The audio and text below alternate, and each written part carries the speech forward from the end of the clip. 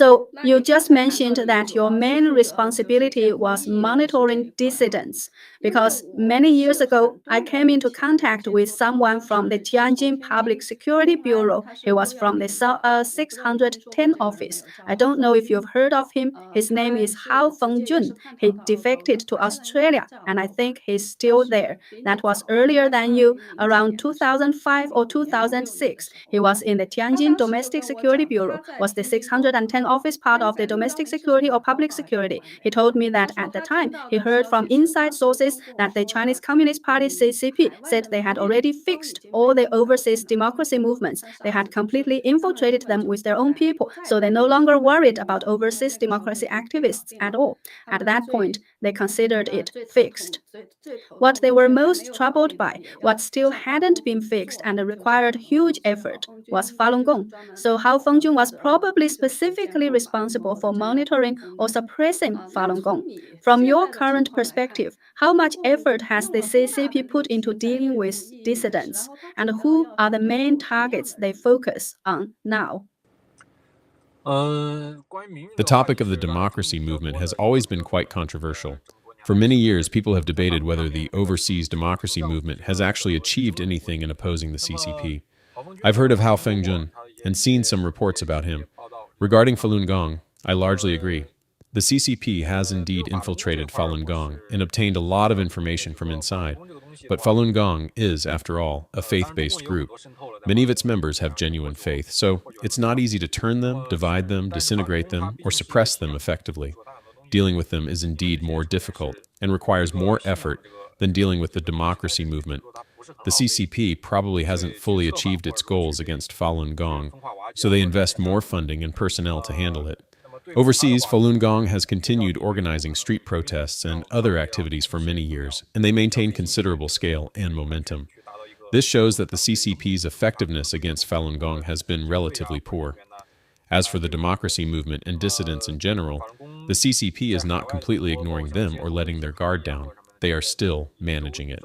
A large part of my own work involved collecting information on dissidents, whether traditional democracy activists, refugees, rights defenders, or anyone engaging in anti-CCP activities.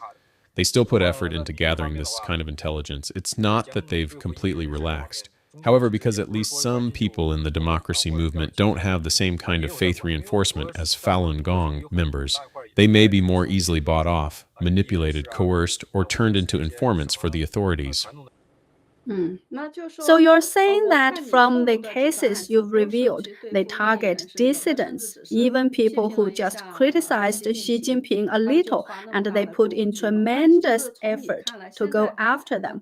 From your perspective, does the CCP still go all out to suppress any voice that criticizes it, especially overseas? How far do their tentacles reach? How should I put it? If it's just ordinary criticism, there's plenty of that both inside and outside China.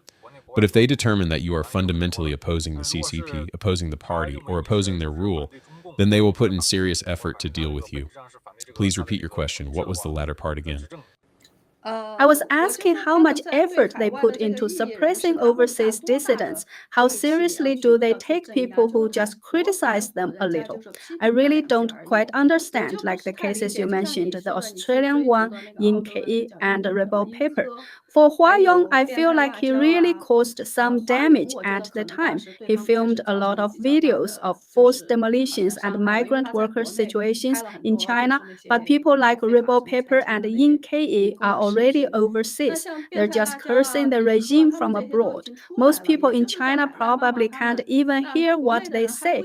I really don't understand why they would put so much effort into going after people like this. First of all, they crossed the red line, right? We all know that in the Xi Jinping era, if you criticize Xi Jinping, insult Xi Jinping, that is now a high priority matter for them to handle. For example, Rebel Pepper often draws cartoons satirizing Xi Jinping, right? That, to them, is crossing the red line.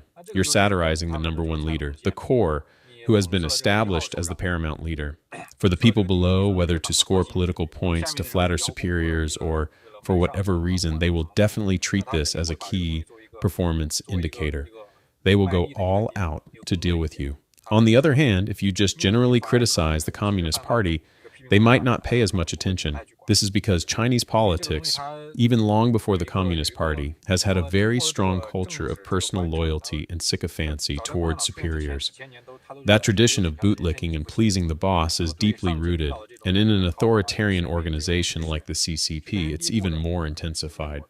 So if you curse Xi Jinping, satirize him, insult him, that becomes something many officials take very seriously. If they can get you extradited, captured, or dealt with, it scores them political points. That's why they might go to great lengths, even in cases like Hua Yong.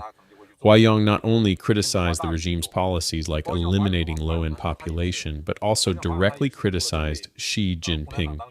Anyone who criticizes, satirizes, insults, or curses Xi Jinping is likely to end up on their to-be-dealt-with list. Speaking of Hua Yong, by the way, do you think there's a possibility he was taken out by the Communist Party? What percentage would you say? It's very hard for me to give a percentage assessment. I can only say that it cannot be 100% ruled out, nor can I say for sure that he was assassinated by the CCP. I wasn't involved in that case and had no access to related information, so I'm not in a position to know. I can't make a judgment. I can only say that in some aspects of that case, there may be some suspicious points that deserve further investigation. Whether he really died by accidental drowning, or whether someone set a trap, or whether there were some human factors involved, that remains unknown. We should keep an open mind. We cannot completely rule out the possibility, nor can we conclude with certainty that it happened. There is a possibility he was killed. There is also a possibility it was truly an accidental drowning.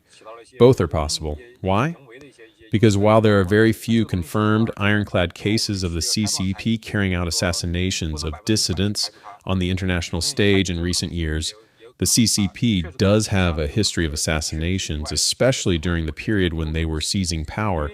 They assassinated many people. They have a track record, but in more recent times, concrete, verifiable cases of international assassinations are rare and hard to find. So there's this contradiction. The CCP claims they don't do assassinations, but can we fully believe them? I don't think we can believe them 100% because they do have a history. At the same time, we also cannot jump to the conclusion that every suspicious death is definitely their doing, because solid, irrefutable evidence of such operations is extremely difficult to obtain. So we should maintain an open attitude, acknowledge that the possibility exists,